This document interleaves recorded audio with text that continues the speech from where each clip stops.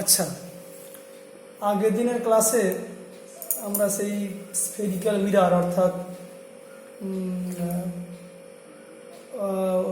গোলীয় দর্পণে আমরা একটা সমীকরণ পেয়েছিলাম। তোমরা নিশ্চয়ই দেখেছো বাড়িতে, সেই প্রমাণটা ভালো করে করবে। সমীকরণটা কী ছিল? 1/v plus 1/u equal to 1/f। কোনটার কি প্রতিগ্রহ অর্থ নিশ্চয়ই তুমি জানো। ভিটা হচ্ছে প্রতিবিম্বের দূরত্ব, ইউটা হচ্ছে বস্তু দূরত্ব, এফটা হচ্ছে ওই গোলীয় দর্পণের ফোকাস দৈর্ঘ্য। অর্থাৎ এটা যদি আমার একটা অবতল দর্পণ ভাবি, এটা হচ্ছে মেরু, যে কোনো দূরত্ব মনে রাখতে হবে আমরা মেরু থেকেই নেব। এটা একটা অবতল দর্পণ, এটা পেছনের দিকটা। তাহলে এর বিন্দুগুলো বলতে আমাদের সেই আগের মতোই একটা ফোকাস বিন্দু হবে এফ, এর সমান দূরত্বে মানে এর দ্বিগুণ দূরত্বে হবে সি, অর্থাৎ বক্রতা কেন্দ্র, এগুলো লিখে নিতে হবে। তাহলে এই ভি ইউ কোনটার কি মানে ছিল আমরা আরেকবার আঁকি। এটা যদি বস্তু হয় তাহলে ইউ নিশ্চয়ই এটাকে আমি নাম দেই পি কিউ। তাহলে এখানে ভি ইউ এফ কোনটা? নিশ্চয়ই এখানে এই ওপিটাই নিশ্চয়ই ইউ, বস্তু দূরত্ব। ও এফটাই নিশ্চয়ই স্মল এফ, ফোকাস দৈর্ঘ্য। এবার ভিটা কোনটা? না, ভিটা এক্ষেত্রে প্রতিবিম্ব আমাকে আঁকতে হবে। তাহলে প্রতিবিম্বটা ওই আগে যে নিয়ম ছিল যে এখান থেকে দুটো রশ্মি এঁকে দেখাতে হবে। অর্থাৎ এটা যদি ধরে নাও যে এটা একটা যাচ্ছে, তাহলে এটা কেমন হবে? এখানে একটা রশ্মি যাবে, আর জানা নিশ্চয়ই যে এখানটা এই সি দিয়ে এটা টানতে হবে এখান থেকে, হলে স্কেল ধরে ভালো করে আঁকবে। তাহলে এখানে যারা ছেদ করলো একে আমরা বলেছিলাম প্রতিবিম্ব। এখানে হ্যাঁ, এটা হচ্ছে এটা অ্যাকচুয়ালি কিউ হবে। এটা কিউ, এইটা হচ্ছে পি ড্যাশ কিউ ড্যাশ। তাহলে এইটাই নিশ্চয়ই ভি। অঙ্ক করতে গেলে ভি ইউ এফ খেয়াল করতে হবে, এবং তোমাকে মনে রাখতে হবে যে সাইন খুব গুরুত্বপূর্ণ বিষয়। আমি এক কথা বলেছিলাম, আয়নার সামনের দিকটা সকল দূরত্বই নেগেটিভ। তাহলে এই ছবি অনুযায়ী ভি ইউ এফ সব নেগেটিভ। এখানে প্রতিবিম্বটা সামনে মানে ভিটাও পজিটিভ, সরি নেগেটিভ। যদি দেখো এগুলো এটা সদ্বিম্ব, কারণ আলো এখানে এসছে। যদি প্রতিবিম্ব পেছনে হতো কখন হয় নিশ্চয়ই মনে আছে তোমার, বা বই দেখেছো নিশ্চয়ই। কোনো বস্তুকে যদি এফের ভেতরে রাখা হয়, এই দূরত্বের ভেতরে, ও থেকে এফের মধ্যে, তখন কিন্তু প্রতিবিম্বর এ পাশে হবে, জানো নিশ্চয়ই এখানে হয়। একটা বড় একটা প্রতিবিম্ব হয়, বিবর্ধিত প্রতিবিম্ব হয়, জানো নিশ্চয়ই। তখন কিন্তু ভিটা আয়নার পেছনে মানে হবে পজিটিভ। তো তুমি নিশ্চয়ই উদাহরণ দেখে অলরেডি নিশ্চয়ই অঙ্কগুলো দেখেছো যে এই তিনটে রাশি আছে, তোমার যে কোনো দুটো দেওয়া থাকবে, বাকি একটা তোমাকে বার করতে হবে। তবে এই সমীকরণ যখন তুমি বসাবে, তোমাকে সেই সংখ্যাটা উপযুক্ত সাইন অর্থাৎ নেগেটিভ না পজিটিভ ধরে নিয়ে বসাতে হবে, তা না হয় ভুল হবে। আচ্ছা, আমরা আজকে এর কিছু অংশ বাকি ছিল, সেগুলো একটু বলি। একটা আমরা দেখতে পাচ্ছি যে সাধারণ আয়নায় কি হয়, বস্তু আর প্রতিবিম্বর আকার সমান হয়। আমরা ঘরে যে আয়না ব্যবহার করি, সমতল দর্পণ আমরা বলি, সেখানে সমান হয় বস্তুর আকার। কিন্তু এখানে বুঝতেই পারছো, এখানে যেমন এখানে ছোট হয়ে গেছে, জানো নিশ্চয়ই। এর মধ্যে রাখার বস্তুকে পেছনের বড় প্রতিবিম্ব মানে বিবর্তিত প্রতিবিম্ব বলি। তাহলে বস্তুর আকার তুলনায় প্রতিবিম্বের আকার বড় হতে পারে, ছোট হতে পারে, আবার সমান হতে। কখন সমান হয়? এই জায়গায় বক্রতা কেন্দ্রে রাখলে বস্তুর আকার প্রতিবিম্বের আকার সমান হবে। তাহলে প্রতিবিম্ব বস্তুর তুলনায় কত বড় কত ছোট ইত্যাদি হলো, তার নাকি সমান হলো। এইটা বোঝানোর জন্য আমরা একটা রাশি ব্যবহার করি, তাকে আমরা এম অক্ষর দিয়ে লিখলাম এম। এই এমটা কি? এই এমটাকে বলা হচ্ছে রৈখিক বিবর্ধন। রৈখিক বিবর্ধন মানে রৈখিক মানে এটা এটা রেখা হিসেবে ধরা হয়েছে। আর বিবর্ধন কেন? মানে কতটা বিবর্ধিত হলো, মানে কতটা বেড়ে গেল, মানে আকারে কতটা কত গুণ বাড়লো কমলো, এটা আমরা এটার সাহায্যে বুঝতে পারি। তো এর সংজ্ঞাটা কী হবে না, এর সংজ্ঞা হচ্ছে পরিষ্কার। এক্ষেত্রে এই যে P dash Q dash by P Q, মানে প্রতিবিম্বের দৈর্ঘ্য বাই বস্তুর দৈর্ঘ্য। অর্থাৎ মানে এটা মানে হচ্ছে প্রতিবিম্বটা বস্তুর কত গুণ হলো আর কি। মানে এটা যদি কোনো এটা যদি 2 হয়, তার মানে বুঝতে হবে নিশ্চয়ই বস্তুর আকারের তুলনায় প্রতিবিম্বটার আকার দ্বিগুণ হয়ে গেছে। সুতরাং একটা দর্পণের ক্ষেত্রে, বিশেষ করে গোলীয় দর্পণের ক্ষেত্রে, এই এম একটা খুব গুরুত্বপূর্ণ রাশি। আচ্ছা, এখন আমরা এবার এই এমটাকে আমরা এখন দেখবো যে এমটাকে ভি আর ইউ দিয়ে সহজে প্রকাশ করা যায়। না, গুরুত্বপূর্ণ সম্পর্ক আমরা দেখাবো যে এইটা ইকুয়াল টু হবে, অর্থাৎ এই এই জিনিসটা হবে ভি বাই ইউ। অর্থাৎ সিম্পলি প্রতিবিম্বের দূরত্ব বাই বস্তুর দূরত্ব। তাহলে আমার বস্তুর প্রতিবিম্বের আকার জানার দরকার নেই, আমি যদি ভি আর ইউ জানতে পারি তাহলে সহজেই এম বার করতে পারো। এর প্রমাণটা তোমাদের যারা ছায়া প্রকাশনী বই করছো এই সম্ভবত 7টার বইতে আছে। আমরা একটুখানি তোমাকে খুব সহজে বলে দিই, এই ছবি দিয়েই হবে, তবে একটুখানি ছবিটা একটু অন্যরকম আঁকতে হবে, নাহলে অসুবিধা হয়। আমরা এই ছবিটাই একটু মুছে দিই, একটু অন্যরকম আঁকি, প্রমাণটা করবো আমরা সহজে দেখাতে পারি। কিছুই না, একটা ওই আগের মতোই একটা বস্তু নিলাম, আর কী করবো না, এই এখানে একটা সি এফ যা হয় এরকম। তাহলে আমি একটা রশ্মি করবে কি এখান থেকে আর কি এই পর্যন্ত নিই, অর্থাৎ এই আগের মতোই পি কিউ। অর্থাৎ মানে হচ্ছে একটা রশ্মি এইরকমই, আমরা সমান্তরাল নিলাম না আর কি, এটা প্রমাণ করতে গেলে এরকম রশ্মি নিতে হবে। তাহলে এটা তো পরিষ্কার ব্যাসার্ধ মানে নিশ্চয়ই সমান কোণ নিয়ে এদিকে আসবে, অর্থাৎ এরকম একটা বেরিয়ে যাবে। যদি একটু বেশি হয়ে গেল, ভালো করে আঁকবে। এবার আর একটা রশ্মি আমি সি দিয়ে, জানো নিশ্চয়ই সি দিয়ে কোনো রশ্মি যদি যায়, সি যেহেতু বক্রতা ব্যাসার্ধ হয়, ব্যাসার্ধ মানে লম্ব হয়, সেই পথে ফিরে আসে। তাহলে এক্ষেত্রে নিশ্চয়ই তুমি একদম এটাকে এরকম ধরে এটা দিয়ে নিয়ে এরকম সমান নিতে হবে, এটা ভালো হচ্ছে না, নিয়ে এরকম নিয়ে আবার এটা লম্ব মানে আবার এই পথে ফিরে যাবে। তাহলে এটা ছেদ করলো এই জায়গায়, এই রশ্মি দেখো এটা এখানে এসেছিল, এরকম গেল, প্রতিফলিত রশ্মি এ আবার ফিরে গেল, গিয়ে এখানে ছেদ করলো, তাহলে এটাই নিশ্চয়ই প্রতিবিম্ব। আমরা এর নাম দিয়েছিলাম আগে, যেরকম দিয়েছিলাম কিউ ড্যাশ পি ড্যাশ। এই ছবিটা এঁকে ফেললে এই প্রমাণটা খুব সহজ। আমরা আবার সেই সদৃশকোণী ধর্ম জানো নিশ্চয়ই যে যদি দুটো ত্রিভুজ সদৃশকোণী হয় তাহলে ওদের অনুরূপ বাহুগুলো সমানুপাতি হবে। আচ্ছা, আমরা এখানে কি ত্রিভুজ নেব? একটা নেব পি ও কিউ, আরেকটা নেব এই ত্রিভুজটা নেব, আরেকটা নেব কোনটা এর সদৃশকোণী হবে, দেখো এটাও হবে, কিন্তু খেয়াল করে দেখো পি ড্যাশ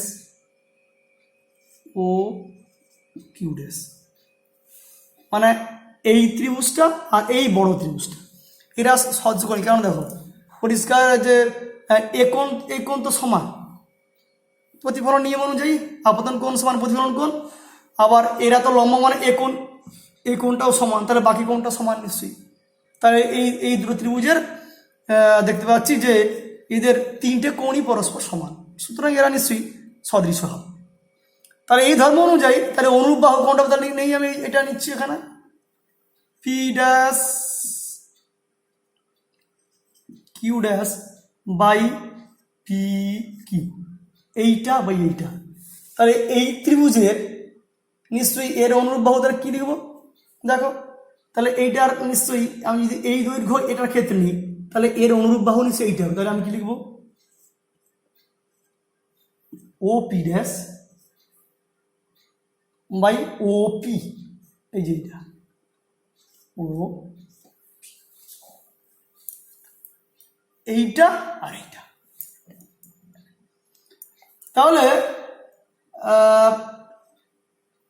এখানে এবার ওপি ড্যাশ মানে কি? এই প্রতীক অনুযায়ী দেখো, ওপি ড্যাশ মানে পরিষ্কার প্রতিবিম্বের দূরত্ব, তাহলে এটা তো পরিষ্কার ভি।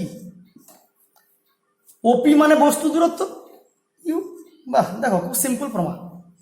তাহলে আমরা পেয়ে গেলাম, আর সংজ্ঞা অনুসারে এটি তাহলে এম। তাহলে অতএব আমরা পেলাম এম সমান ভি বাই ইউ।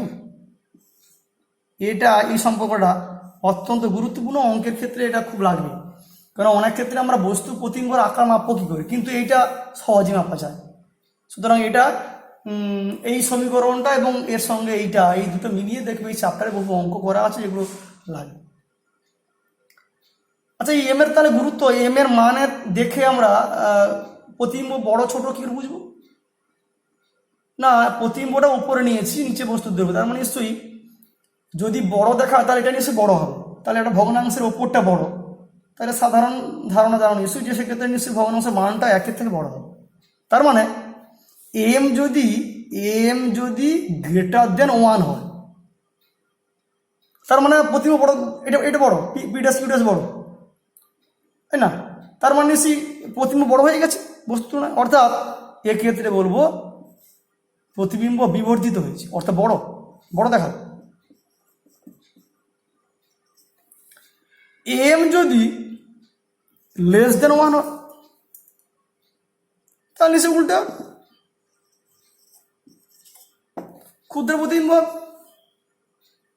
আর যদি এম সমান হয়, তাহলে নিশ্চয়ই সংজ্ঞা অনুসারে নিশ্চয়ই দুটো এর আকার সমান, অর্থাৎ সেক্ষেত্রে নিশ্চয়ই বলবো যে আমার সমান মানে কি বলতে চাইছি? বস্তুর আকার প্রতিবিম্বের আকার সমান। তাহলে এম এর মানটা একটা গুরুত্বপূর্ণ দেখতে পাচ্ছি এই কারণে যে এম এর মান দেখেই আমি কিন্তু প্রতিবিম্বটা বড় না ছোট হবে আমরা পরিষ্কার পাই। এবং আবার তো আমরা দেখেছি, আগে দেখলাম যে এমটা আমরা এভাবে বার করতেও পারি, সুতরাং এমটা সহজেই বার করা যায়। তাহলে এটা গুরুত্বপূর্ণ সম্পর্ক পেলাম এম, একে বলা হচ্ছে কি রৈখিক বিবর্ধন। এবার আমরা এই এমটা বার করার আরো একটা রাস্তাও আছে। কি রাস্তা? না, এই যে সমীকরণ আমার হাতে আছে, দেখো আমরা সহজে কিরকম পেতে পারি এম এর মানটা অন্য উপায়ও। তাহলে এম আমরা সংজ্ঞা অনুসারে পেলাম, আবার ভি বাই ইউ করেও পেলাম, আবার এই সমীকরণ থেকেও এম বার করা যায়, কেন এখানে ভি আর ইউ তো আছে। এই সমীকরণটায় তুমি এই সমীকরণটাকে যদি ভি দিয়ে গুণ করলে কি হবে? এটা 1 হয়ে যাবে না? ভি গুণ করলে 1, এ পাশে এটা হবে ভি বাই ইউ, আর এটা হবে ভি বাই এফ। এবার সংজ্ঞা অনুসারে এটাই তো এম, তাহলে বুঝিয়ে দেব 1 plus M equal to V by F. এটাকে একটু সিম্পলিফাই করে বুঝতে পারছো, এদিকে নিয়ে এলে এম হবে কত হবে? এম হবে পরিষ্কার বুঝতে পারছো ভি বাই এফ মাইনাস 1, বা এটাকে সরল করলে নিশ্চয়ই V minus F by F. হ্যাঁ, এটা তাহলে দেখো এখানে ইউ নেই কিন্তু, তাহলে আমার কোনো অঙ্কের ক্ষেত্রে বা কোনো ক্ষেত্রে যদি আমি ভি আর ইউ এফটা অর্থাৎ ফোকাস দৈর্ঘ্য আর প্রতিবিম্বের দূরত্ব যদি পেয়ে যাই তাহলে এম হয়ে যাবে।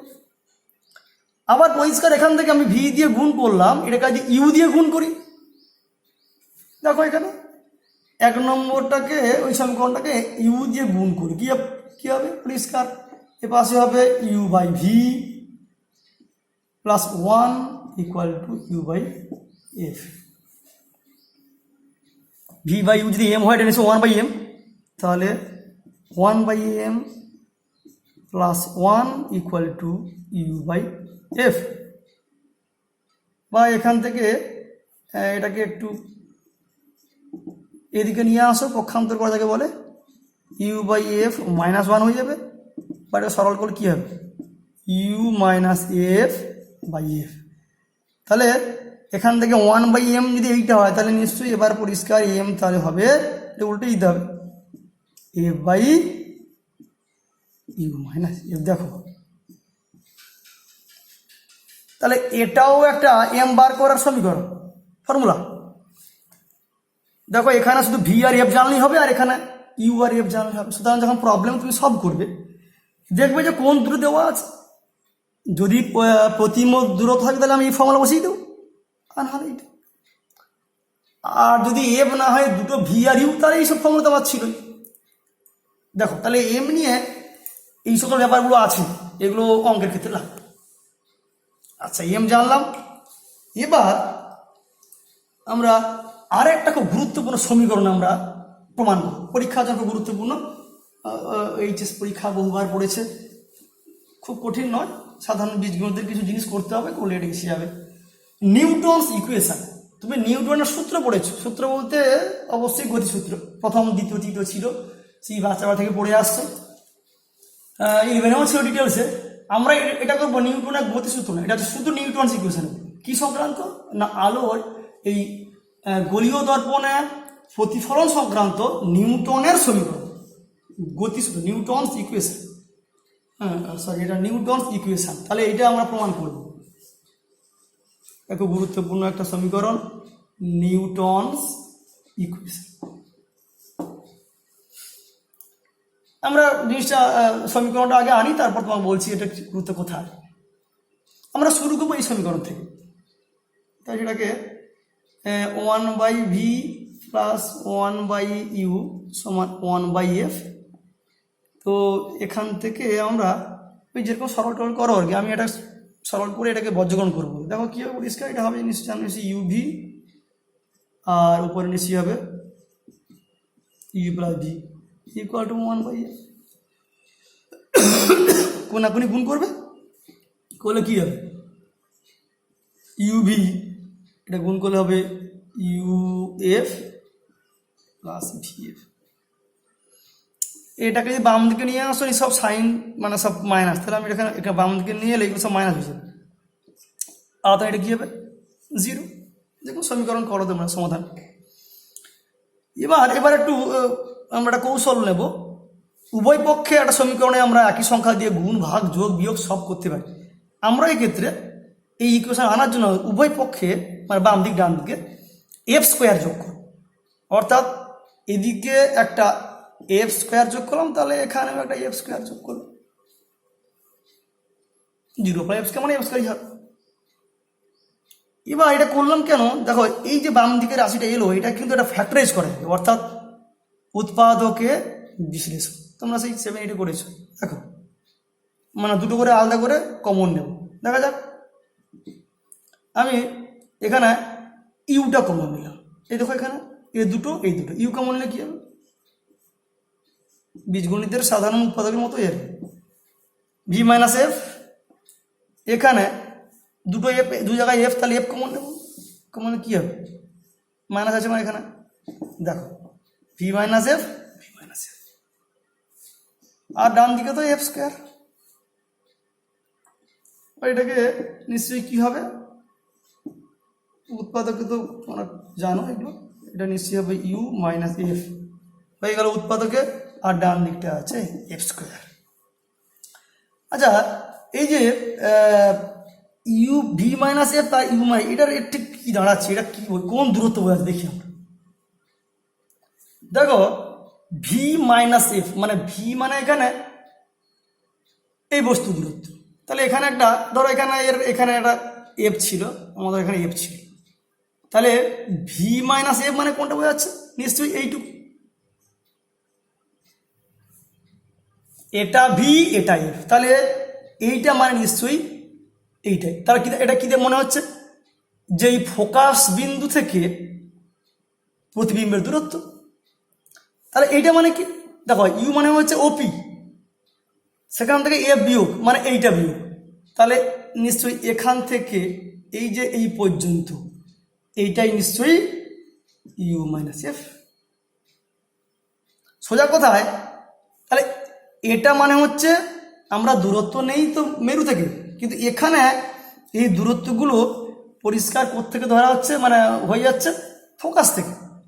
তাহলে আমি এবার এগুলোকে একটা আলাদা নাম দিই। এইটাকে বললাম, ধরো বললাম এটা হচ্ছে ওয়াই, এটা হচ্ছে এক্স। তাহলে এক্স মানে কি? ফোকাস বিন্দু থেকে বস্তু দূরত্ব, আর ওয়াই মানে হচ্ছে ফোকাস থেকে প্রতিবিম্বের দূরত্ব। তাহলে সমীকরণটা একদম সিম্পল একটা ইকুয়েশন। তাহলে এখানে কি পাচ্ছি? এখান থেকে দেখো, এখান থেকে আমরা পাচ্ছি X Y equal to F square. দেখো এটা সিম্পল সমীকরণ। আচ্ছা, একটা এইটাই হচ্ছে নিউটনস ইকুয়েশন, সাধারণ ইকুয়েশন। তাহলে আমরা আরেকবার লিখছি, তাহলে X Y equal to F square, এইটাই হচ্ছে নিউটনের সমীকরণ। এগুলো আমরা একটু দেখি কি দাঁড়ালো ব্যাপারটা, এর গুরুত্ব কোথায়। এক্স কি ওয়াই কি? এক্স মানে বললাম বস্তু দূরত্ব, এটাও প্রতিবিম্ব দূরত্ব কোত্থেকে, তবে এক্ষেত্রে কিন্তু মেরু থেকে নয়, নিয়েছে ফোকাস থেকে। আচ্ছা, এটা তো লক্ষ্য করো, ডান দিকে এফ স্কোয়ার বর্গ রাশি, এফ মানে কি? দর্পণের ফোকাস দূরত্ব। তো একটা বাস্তব মানের জন্য স্কোয়ার নিশ্চয়ই পজিটিভ সবসময় হবে। তাহলে সাধারণ বীজগণিতের হিসাব কি বলছে? বাম দিকে দুটো রাশির গুণফল সমান ধনাত্মক রাশি, স্কোয়ার যেহেতু আছে, তাহলে তার মানে হচ্ছে এখান থেকে এর মানে এটা, তাহলে এটা কি হবে? একদম সবসময় পজিটিভ হবে, কারণ যেহেতু বর্গ আছে স্কোয়ার। দুটো রাশির গুণফল ধনাত্মক কখন হবে? বীজগণিতের ধারণা এটাই বলছে যে হয় দুটো নেগেটিভ আর না হয় দুটো পজিটিভ, তাই না? কেন প্লাস মাইনাস হতে মাইনাস হয়ে যাবে, কিন্তু এখানে সবসময় প্লাস। তাহলে হয় দুটো প্লাস, না হয় দুটো মাইনাস। তাহলে এই দুটো অর্থ কি? দুটো প্লাস মানে কি? আমার চিহ্নের নিয়ম বলছে, আমরা বলেছিলাম না যে আয়নার সামনের দিকটা সব নেগেটিভ, পেছন দিকটা পজিটিভ। তাহলে এটার অর্থ হচ্ছে যে যখন দুটোই প্লাস, তার মানে প্রতিবিম্ব এবং বস্তু দুটোই ফোকাসের একই দিকে থাকবে, ফোকাস সামনের দিকে থাকবে। আবার দুটো নেগেটিভ মানে কি? অর্থাৎ সেক্ষেত্রে নিশ্চয়ই দুটোই ওই সাইনের মানে চিহ্নের নিয়ম অনুযায়ী, তাহলে দুটোই হয় পেছনে না হয় সামনে, একই দিকে থাকবে।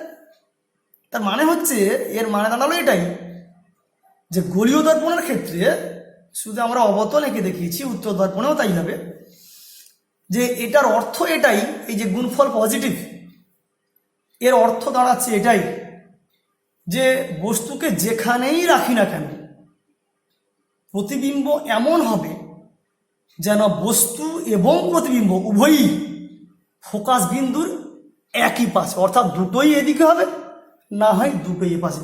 তুমি যে মানে এক্ষেত্রে যেখানে যেখানে বস্তু রাখলে যে এখানে এদিকে মানে ফোকাসের এপাশ পাশ করে কেমন প্রতিবিম্ব হয়, তুমি সেইটা নিজে মিলিয়ে দেখো যে এইটা সামঞ্জস্য আছে কিনা, এই সিদ্ধান্তটা অবশ্যই তুমি পাবে। এবার এখানে আমরা যখন দেখো আমি যখন একটা দর্পণ নেবো, তার তো নির্দিষ্ট এফ তো নির্দিষ্ট, তাহলে এফ ধরা মানে এফ একটা কনস্ট্যান্ট। তাহলে এফ যদি কনস্ট্যান্ট হয়, তাহলে এ দাঁড়ালো কি? তাহলে এটাকে বীজগণিতের ভাষা কি দাঁড়ালো? এইরকম সমীকরণ না, X Y equal to C, মানে একটা কনস্ট্যান্ট।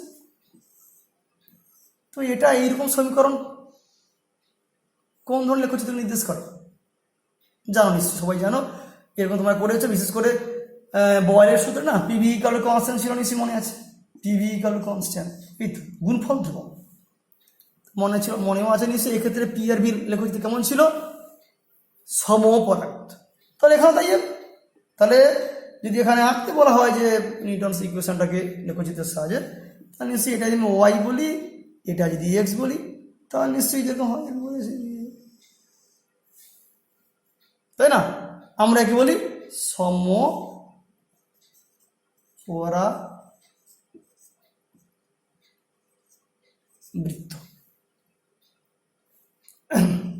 তাই না? তাহলে নিউটনস ইকুয়েশন মোটামুটি এই জিনিসগুলো তোমাকে জানতে হবে, এর তাৎপর্য, এর লেখচিত্র এবং এই প্রমাণটাও থাকে, বাস বাড়িতে প্র্যাকটিস করো। আচ্ছা, এরপরে আর কি আছে এখানে? তাহলে এখানে মোটামুটি এই চ্যাপ্টারে অঙ্কের জায়গাগুলো, মানে তোমার যে অঙ্কগুলো এখানে আছে অনুশীলনীতে বা উদাহরণগুলো দেখবে, মূলত এই ব্যাপারটা থেকে বেশি হচ্ছে ওই যে ওই দুটো এম আর আগে যা বললাম, এম আর এই সমীকরণ, এই দুটো নিয়ে অঙ্ক এখানে আছে। এবার নানা উপায় নানা প্রবলেম, সেখানে হয়তো তোমার কখনো দর্পণের সঙ্গে আবার সেই সমতল দর্পণ মানে আয়না, সেই জিনিসগুলো এখানে চলে আসতে পারে, সেগুলো উদাহরণ দেখে বুঝতে হবে, অংশগুলো করবে, না পারলে নিশ্চয়ই আমাকে হোয়াটসঅ্যাপে জানাবে। আচ্ছা, আর এখানে কি কি বাকিগুলো আছে একটু বলে নিই। আর একটু ব্যাপার এখানে আছে, সেটা হচ্ছে অনুবন্ধী ফোকাস কাকে বলে। এই প্রসঙ্গে একটা জিনিস জানতে হবে। কি বলছি? অনুবন্ধী ফোকাস, কনজুগেট ফোকাস, অনুবন্ধী ফোকাস কাকে বলবো? কনজুগেট ফোকাই, মানে এটা ফুল এলো ফোকাই, ফোকাসে এটা কি অনুবন্ধী ফোকাস আগে বল। আচ্ছা, এই সমীকরণ দেখো, যোগ চিহ্ন আছে, এদিকে একটা কনস্ট্যান্ট এফ। দেখো, তুমি যদি ইউর জায়গায় যদি ভি লেখো, আবার ভিটাকে যদি ইউ লেখো, তাহলে সেই একই তো না, প্লাস চিহ্ন আছে, সেই সমীকরণ তো বদলাবে না। অর্থাৎ ইউ আর ভি কে যদি আমরা পরস্পর স্থান বিনিময় করি, দেখতে পাই সমীকরণটা একই থাকছে। ইউ ভি এই বদলানো মানেটা কি? মানে হচ্ছে যেখানে বস্তু ছিল সেখানে ভি হলো মানে প্রতিবিম্ব হলো, আবার যেখানে প্রতিবিম্ব আগে হয়েছিল সেখানে ইউ অর্থাৎ বস্তু হলো। অর্থাৎ দেখতে পাচ্ছি দর্পণের ক্ষেত্রে প্রতিবিম্ব এবং মানে বস্তু স্থান বিনিময় করতে পারে অবস্থান অনুযায়ী। অর্থাৎ যেখানে বস্তু রেখেছি আর যেখানে প্রতিবিম্ব হলো, আমি যদি বস্তুকে ওই প্রতিবিম্বের জায়গায় নিয়ে যাই, তাহলে আগে যেখানে বস্তু ছিল সেখানে প্রতিবিম্ব হবে। ওই জন্য দর্পণের ক্ষেত্রে আর কি এই প্রতিবিম্বের অবস্থান এবং বস্তুর অবস্থান, এদেরকে বলা হয় পরস্পর অনুবন্ধী। এটাকে বলা হয় কনজুগেট, অনুবন্ধী, অনুবন্ধী ফোকাস। এটা এই কনসেপ্ট থেকে এসছে, এই যে একই থাকছে। তাহলে এই সংজ্ঞাগুলো আমরা জানলাম। এবার আর এখানে কি কি আছে? আচ্ছা, এই সমীকরণ থেকে আমরা কি সমতল দর্পণের প্রতিবিম্ব অবস্থান ব্যাখ্যা করতে পারি? আমরা জানি একটা আয়নার ক্ষেত্রে যত দূরে বস্তু ততটা ঠিক পেছনেই প্রতিবিম্ব, অর্থাৎ এই দূরত্ব সমান এবং আকারও সমান হয়ে জানো। তবে হ্যাঁ, এটা অসদিম্ব অবস্থা, কারণ এটা আয়নার পেছনটা আরও আসবে না। এটা গোলীয় দর্পণের জন্য এক্ষেত্রে। তাহলে এখানে এইটা মানে কি? দেখো, এই পাশটা এটাকে আমি যদি ইউ বলি, তাহলে এটা নিশ্চয়ই ভি। তবে এখানে পেছনের দিকে আছে মানে বলছিলাম পজিটিভ, সামনে নেগেটিভ। তাহলে এখানকার সমতল দর্পণের ক্ষেত্রে তাহলে আমরা কি বলবো? নিশ্চয়ই বলবো V equal to minus U, কেন মাইনাস মানে এই পেছনে আছে বলে, সামনে আর উল্টো দিকে আছে বলে। আর যেহেতু দূরত্ব সমান, তাহলে এটা নিশ্চয়ই বলবো। তাহলে এইটা কি এই জায়গা থেকে আনা যাবে? অবশ্যই যাবে। দেখো, একটা গোলক তার নির্দিষ্ট বক্রতা ব্যাসার্ধ আছে, কিন্তু সমতল, তাহলে সমতল তুমি এটাকে যদি আস্তে আস্তে এরকম বাড়াও, এফ বাড়বে, কিন্তু এটাকে যত ছোট করবে এফ কমবে, আর বড় হলে বাড়বে। এটাকে বাড়াতে বাড়াতে যখন খুব বড় হবে তখন কি হবে? এটা প্রায় একটা সমতল। তার মানে কি জানেন? একটা সমতলের ক্ষেত্রে অঙ্কের ভাষায় বলবো এফ টেন্ডস টু ইনফিনিটি। অর্থাৎ সমতল দর্পণে আমি ধরবো ফোকাস দূরত্ব ইনফাইনাইট, অসীম। তাহলে আমি এটাকে যদি সমতল দর্পণের জন্য প্রয়োগ করি, তাহলে এখানে অসীম বসাবো, ইনফিনিটি। তাহলে এই সমীকরণে তুমি যদি এটা ইনফিনিটি বসো তাহলে কি দাঁড়ালো 1/b plus 1/u equal to 1/∞ মানে তো 0, যেমন সি 1/∞ 0। পরিষ্কার এখান থেকে সহজে এটাকে এদিকে নিয়ে এলে একটু কোনা করে গুণ করো, পরিষ্কার হবে।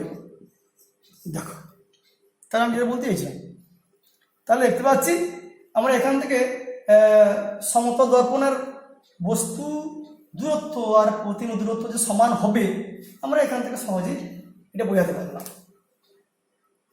তাহলে এইটা একটা জিনিস বোঝানো হলো।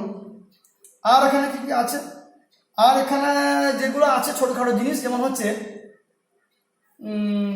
এই সংজ্ঞাগুলো একটু জাস্ট বইতে দেখবে, একটু বইতে ডিটেলস লেখা আছে, আমি জাস্ট তোমাকে বলে যাই একটুখানি। যেমন হচ্ছে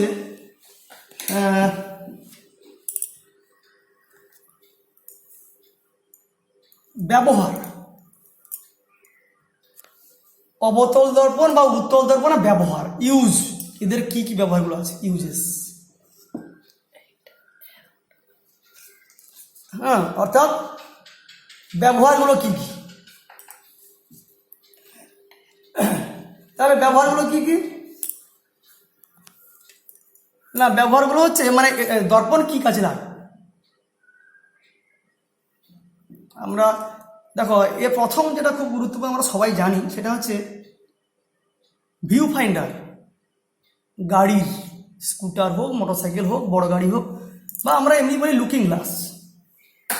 মোটরসাইকেল দেখবে, দেখে মনে হয় যেন সাধারণ একটা আয়না, এমনি ভালো করে তাকালে বোঝা যায় না যে মনে হয় যেন একটা এমনি আয়না, কিন্তু না, ওটার একটু কার্ভ আছে, অর্থাৎ এরকম হালকা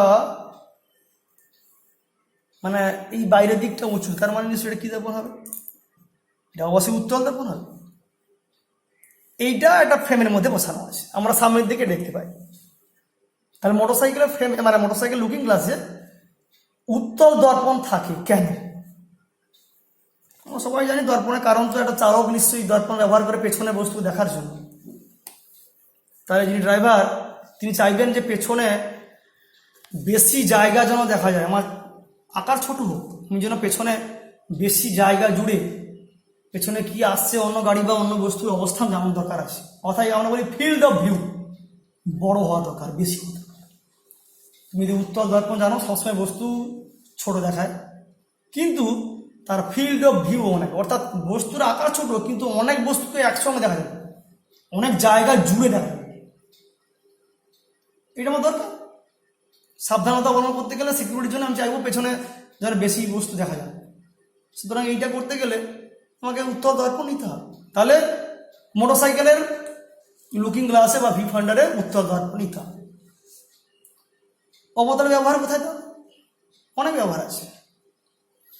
যারা ডেন্টিস্ট, দাঁতের ডাক্তার, দেখবে যে যারা এরকম অভিজ্ঞতা আছে, দেখবে তারা এই একটু টর্চ ফর্চ জ্বালিয়ে ভেতরে একটা এরকম ফ্রেমে আটকানো আছে এরকম একটা দর্পণ, তারা ওই দেখতে ভালো করে সরাসরি পায় না, তারা ওই ভেতরের দিকে ঢুকিয়ে টর্চ ফেলে, লাইটটা ফেলে ভালো দেখা যায়। তার সেক্ষেত্রে কী আয়না নেই না, আমি এক্ষেত্রে অবশ্যই অবতল দর্পণ, কেননা জানা যে উত্তল দর্পণ সবসময় ছোট দেখায়, আমার দরকার একটু বড়, কেননা ভেতরের দিকে একটা গলার ভেতরে বা দাঁতের যে অবস্থান ভেতরের দিকে হলে ভালো দেখা যায় না। তাহলে বড় দেখাতে গেলে আমাকে তাহলে একমাত্র অবতল দর্পণই জানি যে আমরা বস্তুকে যদি ফোকাস দূরত্বের মধ্যে রাখা হয় বিবর্ধিত প্রতিবিম্ব পাওয়া যায়। তাহলে সেইটাকে কাজে লাগানোর জন্য নিশ্চয়ই ডাক্তারবাবুরা তাই করবেন, অর্থাৎ তাকে ওই কাছাকাছি রাখবেন, বস্তুটাকে মানে ওই দাঁতের কাছাকাছি নিয়ে যাবেন আর আলো ফেললেই বড় দেখাবে। ঠিক একইভাবে একই কারণে সেভিং মিরার, দাড়ি কামানোর যে মিরার, সেক্ষেত্রেও এই অবতল নিলে সুবিধা হবে। আমি কাছে নিয়ে গিয়ে দেখবো, একটু বড় দেখাবে, নিশ্চয়ই কাজ করতে সুবিধা হবে। এরকম ব্যবহার তোমরা আরও বইটি পড়বে, মোটামুটি দেখে ডেকে নেবে যে এগুলো জাস্ট একটু রিডিং দেবে, এই কেন কী কারণে ব্যবহার হয়, এগুলো তোমাদের ক্লাস 10-এও ছিল, এখানেও আবার আছে, তাই এগুলো জাস্ট আমার রিডিং দেবে, আমি তাও বললাম একবার। আর এখানে একটা জিনিস ব্যাপার আছে, কিটা সেটা হচ্ছে যদি বলা হয়, এটাও খুব সহজ প্রশ্ন, দর্পণ আমি চিনবো কী করে, কোনটা উত্তল, কোনটা অবতল, কোনটা সাধারণ আয়না, মানে আমরা বলি সমতল দর্পণ। না, আমরা যদি প্রতিবিম্বের গঠন ভাবি তুমি চিন্তা করে দেখো ভালো করে যে বস্তুকে একটা আয়নার সামনে বস্তুকে পর তুমি যদি ভাবো এখান থেকে পর ডান দিকে নিয়ে যাচ্ছি, প্রতিবিম্ব কী হবে দেখো খেয়াল করে, যত বস্তুকে দূরের দিকে নিয়ে যাবে, এই বস্তুকে যত তুমি দূরে নিয়ে যাবে, দেখবে প্রতিবিম্ব তত দূর থেকে এই ফোকাসের দিকে আসবে। যখন বস্তুকে একদম অসীম দূরত্বে নিয়ে যাবে তখন প্রতিবিম্ব এই ফোকাসে হয়। বস্তু যখন এর মাঝখানে যায় তখন এর পেছনে হয়। যাই হোক, তাহলে দেখতে পাচ্ছি যে আমি যদি একটা দর্পণের সামনে একটা কাছাকাছি একটা বস্তু ধরলাম, তো কাছাকাছি মানে নিয়ে সে ফোকাসের মধ্যে চলে আসবে। দেখো এক্ষেত্রে যদি উত্তল দর্পণ হয়, জানো যে উত্তল দর্পণ কখনো বড় দেখান, সবসময় ছোট, সে দূরে নিয়ে গেলেও ছোট, কাছে নিয়ে গেলেও ছোট। কিন্তু এখানে কিন্তু দেখবে যে সরালে কিন্তু ছোট বড় হবে, এবং এই কাছে নিয়ে এলে পেছনে অসাদিম্ব হয়। আবার যদি সাধারণ দর্পণ হয় মানে সমতল দর্পণ, তাহলে তো সমান হয়। তাহলে একটু পরিষ্কার একটা বস্তুকে দর্পণের কাছাকাছি ধরবো, যদি বড় দেখায় তাহলে অবতল দর্পণ, ছোট দেখালে উত্তল দর্পণ, সমান দেখালে সমতল দর্পণ। চেনা খুব সহজে। আর একটা জিনিস এখানে আছে সেটা একটু বলে নেই, ত্রুটিটা কি? প্রতিবিম্বের ত্রুটি। তুমি আয়নার সামনে তুমি একটা বস্তুকে রাখলে, তুমি একটা ধরো এটা একটা সরল রেখা, তুমি একটা সোজা বস্তু আয়নার সামনে দেখবে, যদি খুব ছোট বস্তু হয় তাহলে দেখবে পেছনে মোটামুটি এরকম সরল রেখা, মানে এরকম আকারে একটা বস্তু ছোট, কিন্তু আকারটা সরল রেখাই থাকে। কিন্তু যদি এই বক্রতা যদি খুব বড় হয়, খুব বড় যদি হয়, তাহলে কিন্তু দেখবে ব্যাপারটা তা হবে না। তুমি ঘরে দেখতে পারো যদি এই স্টিল বা কোনো চকচকে ধাতব যদি ঘটিগুলো হয়, হাঁড়ি ঘটি ইত্যাদি হয় না, কলসি সেখানে দেখবে তোমার মুখ দেখবে মনে হয় যেন মুখটা কীরকম একটা বিদঘুটে হয়ে গেছে, একদিকে লম্বা হয়ে গেছে। তার মানে কি, তোমার যা চেহারা, বস্তুর যা চেহারা, প্রতিবিম্ব কিন্তু সেরকম এলো না, একটা উদ্ভট জিনিস। আসলে সেক্ষেত্রে এই বক্রতা খুব বেশি। আমরা প্রথমেই বলে নেওয়া দরকার যে এই চ্যাপ্টারে বা তোমাদের সিলেবাসে এই যে কেমন দর্পণ নেওয়া হয়েছে, উন্মেষ ক্ষুদ্র, মানে এইটা খুব ক্ষুদ্র, একে বলে উন্মেষ, অর্থাৎ বেশি বড় নেওয়া যাবে না, নিলেই জটিল, যেটা অঙ্কের সাহায্যে এখানে বর্ণনা করা মুশকিল। তাহলে দেখতে পাচ্ছি একে বলা ক্ষুদ্র উন্মেষ। এতে কি হবে দেখো, এখানে দেখো আলোগুলো সব কাজ দেখো না, এই কাছাকাছি থাকবে, বেশি এদিকে আসার সুযোগ নেই। এইরকম রশ্মিকে আমরা, যে সকল রশ্মিগুলো এই প্রধান অক্ষের কাছাকাছি আছে, খুব দূরে না, এইরকম রশ্মিকে আমরা কি বলি? আমরা বলি মার্জিনাল রে, বা বলা হয় উপাক্ষীয় রশ্মি।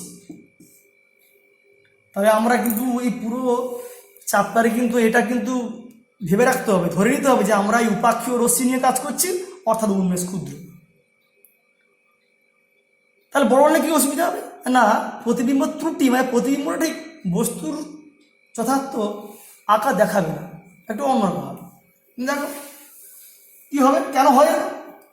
ধরো এটা একটা বড় বেশি বক্রতা আছে, উন্মেষ বেশি। দেখো যে রশ্মিগুলো একটু দূরে আছে আর কি অক্ষ থেকে, আর যেগুলো কাছে আছে,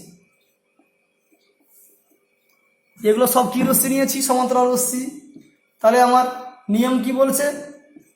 বলছে যে সমান্তরাল রশ্মি হলে ফোকাসে মিলিত। কিন্তু আমরা দেখবো এক্ষেত্রে যে রশ্মিগুলো দূরে আছে এগুলো কিন্তু আমরা এই উপাক্ষে বলবো না, এরা কিন্তু এই একটা বিশেষ বিন্দুতে মিলিত, ধরো এই জায়গায় মিলিত। কিন্তু যে রশ্মিগুলো কাছাকাছি আছে, কার কাছাকাছি? প্রধান অক্ষ, তারা কিন্তু এরকম জায়গায় অন্য জায়গায় মিলিত, এরকম সব এরকম, এটাও এরকম জায়গায়, এটাও এরকম। তাহলে তো দুটো ফোকাস হয়ে গেল। তাহলে দেখো একই বস্তু, এই বস্তুটা যদি আমি এখানে রাখতাম খুব বড় হতো, তাহলে এই যে প্রান্ত বিন্দু থেকে যে রশ্মি তারা মিলিত হলো এই জায়গায়, কিন্তু মাঝখান থেকে মিলিত হলো, তাহলে কি হলো? তাহলে একই বস্তু এই সরলরেখা, কিন্তু এখানে তো মাঝখানেরটা হলো এখানে প্রতিবিম্ব আর এটা হলো এখানে এইদিকে, তাহলে কি বুঝতেই পারছো এটা একটা বিকৃত হবে, বেঁকে যাবে। এই ধরনের ত্রুটি কি বলা হচ্ছে? গোলকাপেরণ। তাহলে আমরা একটা নতুন শব্দ আমরা এখানে ব্যবহার করি, গোলকাপেরণ কাকে বলে? এই ব্যাপারটাই, এই অপেরণ মানে কি? গোলকাপেরণ মানে বুঝতে পারছো এটা একটা সন্ধিবদ্ধ পথ, গোলকযুক্ত অপেরণ।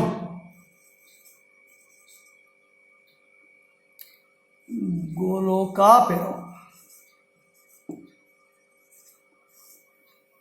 গোলকযুক্ত অপেরণ। এই অপেরণ মানে হচ্ছে ত্রুটি।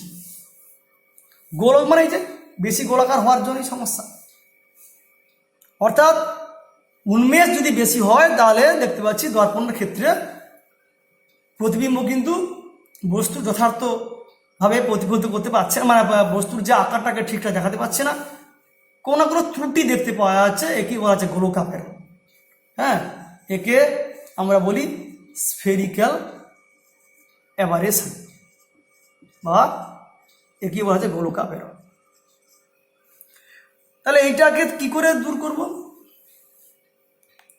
দূর করার একটা সময় রাস্তা হচ্ছে যে আমরা এই যে গোলক যে দর্পণ নিচ্ছি এটা গোলকের অংশ না, আমরা পুরো গোলকার নেব। আজকাল তাই করা হয়।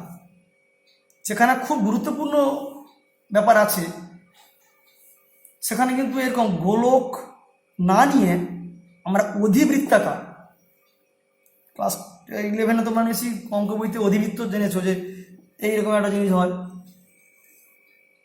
তাই না? এর একটা ফোকাস থাকে, এইরকম পুরো গোলক না নিয়ে এই অধিবৃত্তাকার নিতে হয়। নিলে কি সুবিধা? এবং সুবিধা এটাই যে আমি বস্তুকে মানে আলোকে রাখবো এই জায়গায় বা বস্তুটাকে রাখবো এই জায়গায়। কোথায় এটা?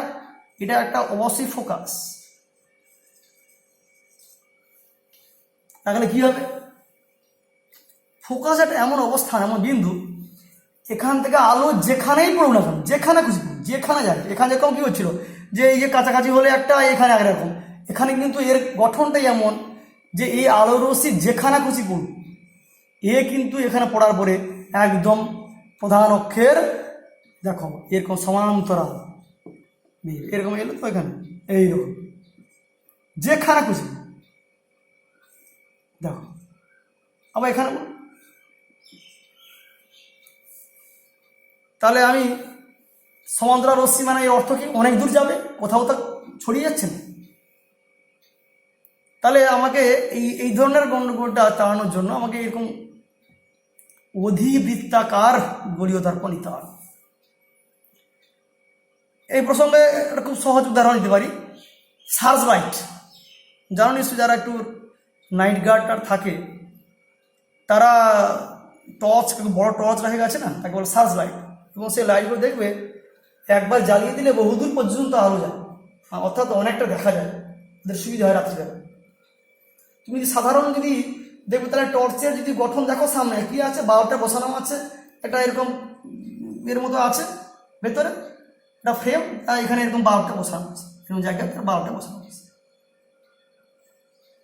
তাহলে এটা যদি পুরো গোলক হয় তাহলে তো আমি দেখলাম যে এইগুলো এক জায়গায় হবে, তাহলে কি হবে? এরা কিন্তু আস্তে আস্তে ছড়িয়ে, মানে পুরো এরকম সমান্তরাল কিন্তু হবে না, বরং এরা একটু ছড়িয়ে যাবে, কিছু যাবে সমান্তরাল, একটু ছড়িয়ে যাবে। তাহলে ছড়িয়ে গেলে কি হবে না, আস্তে আস্তে আস্তে আস্তে উজ্জ্বল কম হবে, খানিকটা দূরে গিয়ে অন্ধকার। কিন্তু আমি যে বললাম এটা যদি আমি অধিবৃত্তাকার নেই এবং আমি এটাকে ঠিক ওইরকম ফোকাসে রাখি এই জায়গায়, তাহলে আমি দেখতে পাচ্ছি সমান্তরাল রশ্মি, তাহলে এক্ষেত্রে নিশ্চয়ই ছড়াচ্ছে কম। তাহলে কি হবে? সমান্তরাল রশ্মি মানে বহুদূর যাবে। তাহলে সুতরাং সে গাড়ির হেডলাইট হোক কিংবা এই সার্চ লাইট হোক, যেখানে খুব বেশি আলো অনেক দূর যাওয়ার ব্যাপার আছে, আমরা সেখানে নিশ্চয়ই এরকম দর্পণ না নিয়ে, এরকম সাধারণ গোলীয় দর্পণ না নিয়ে অধিবৃত্তাকার দর্পণ নিই, তাতে অনেক দূর। আচ্ছা, এই চ্যাপ্টার মোটামুটি কিন্তু এই পর্যন্ত।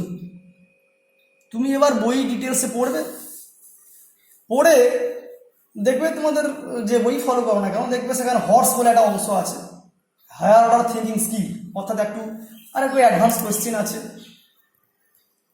তুমি আগে বইটা ভালো করে টেক্সটটা পড়ো, এগুলো যে আমি ভিডিওটা পাঠাবো আজকেই, তো এগুলো তোমরা আগে দেখে নাও, দেখে নিয়ে বইটা ভালো করে ফলো করো, উদাহরণের অঙ্ক দেখো, তারপর সেই রকম অঙ্ক, অনেক অঙ্ক অনুশীলনটা আছে, তো তুমি আগে চেষ্টা করো এমসিকিউ খানিকটা পড়তে, আর সেট ওয়ান মানে প্রথম যে অঙ্কগুলো আছে আর কি গাণিতিক সমস্যা সেগুলো করে ফেলতে। প্রায় উদাহরণ দেখে অনেকটাই হবে। যেগুলো পারবে না সেইগুলো অংশটা তুমি ছবি তুলে আমাকে প্রশ্নটা ওই অঙ্কটার ছবি তুলে আর কি হোয়াটসঅ্যাপে পাঠাবে। আর যদি আমি উত্তর হোয়াটসঅ্যাপে দেবো, যদি মনে হয় বেশি বলার আছে তাহলে বেশি ফোন করতে হবে, ফোনে বোঝানো থাকলে বোঝাবো। তাহলে একটু সামারাইজ করি ব্যাপারটা কি দাঁড়ালো এই চ্যাপ্টারে, যে মানে অঙ্কের ক্ষেত্রগুলি। তাহলে দেখতে পাচ্ছি যে এই চ্যাপ্টারে যদি অঙ্কগুলো দেখো উদাহরণ দেখে, মূলত এখানে অঙ্কের জায়গা হচ্ছে এইটা আর সি এম ভি। দেখো মূলত এই দুখানা এখানে ব্যাপার। ভি আছে ইউ আর এফ, তাহলে তিনটে রাশি নিশ্চয়ই যে কোনো দুটো দেওয়া থাকবে, বাকিটা নিশ্চয়ই সাধারণ সমীকরণ সমাধান করবে। তবে খুবই খেয়াল করতে হবে ভি আর ইউর মান বা এফ যার মান হোক না কেন যখন বসাবে ওই সাইন খেয়াল রাখতে হবে। না হলে সাইন মানে চিহ্ন প্লাস না মাইনাস। অবতল দর্পণের ক্ষেত্রে কি হয়, এর এফটা তো সামনের দিকে, তাহলে মানে আলোর দিকে, তাহলে এফ নিশ্চয়ই নেগেটিভ। অবতল দর্পণ হলে এফ নেগেটিভ, আর উত্তল হলে এদিকটা এফ, তাহলে তার ক্ষেত্রে পজিটিভ। একটা অঙ্ক কষে তুমি ধরো ভির মান পেলে এইরকম, ধরো একটা ইউ দেওয়া আছে, এত দূরত্বে বস্তু রাখা আছে, ধরো বলো 10 ফুট, এফ ধরো বলে দিল 4 ফুট, তুমি এখানে 10 4 ফার বসিয়ে অবশ্যই এখানে ইউর জায়গায় ওই -10 বসাতে হবে। ধরো ভাবলাম যে ভি পেলে, সাপোজ যে ভি হচ্ছে 5 ফুট পেলে, আমি জাস্ট ধরলাম। আচ্ছা এই যে এটা এখান থেকে আমি কি প্রতিবিম্ব সম্পর্কে কি জানতে পারছি, জানার আছে অবশ্যই। ভিটা এখানে আমি ধরে নিচ্ছি যে এখানে অবশ্যই নেগেটিভ না, একদম এক্স্যাক্টলি এটা প্লাস, এখানে কিছু মানে প্লাস ধরে নিচ্ছি। এই ভি প্লাস মানে কি দাঁড়াচ্ছে, নিশ্চয়ই প্রতিবিম্ব আয়নার পেছনে হয়েছে। আয়নার পেছনে কখন প্রতিবিম্ব হয়, কি প্রতিবিম্ব হয়, নিশ্চয়ই অসৎ প্রতিবিম্ব। তাহলে এখান থেকেই আমি বুঝতে পেরে যাচ্ছি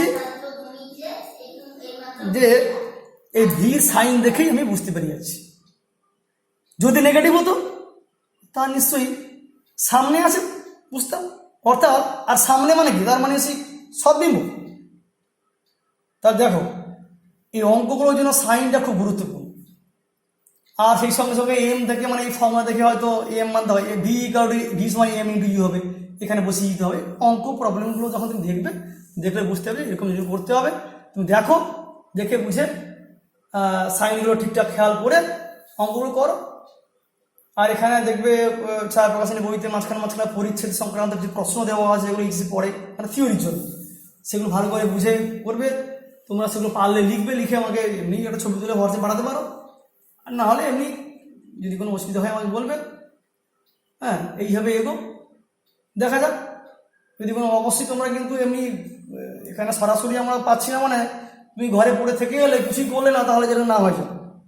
এই জন্য কিছু অঙ্ক টঙ্ক অবশ্যই ইন্টারেক্ট করো, তুমি করছো কিনা বুঝবো যদি তুমি ইন্টারেক্ট করো, কিছু পাঠাও অঙ্ক টঙ্ক সমস্যা হচ্ছে কিনা। ঠিক আছে, এই পর্যন্ত থাক।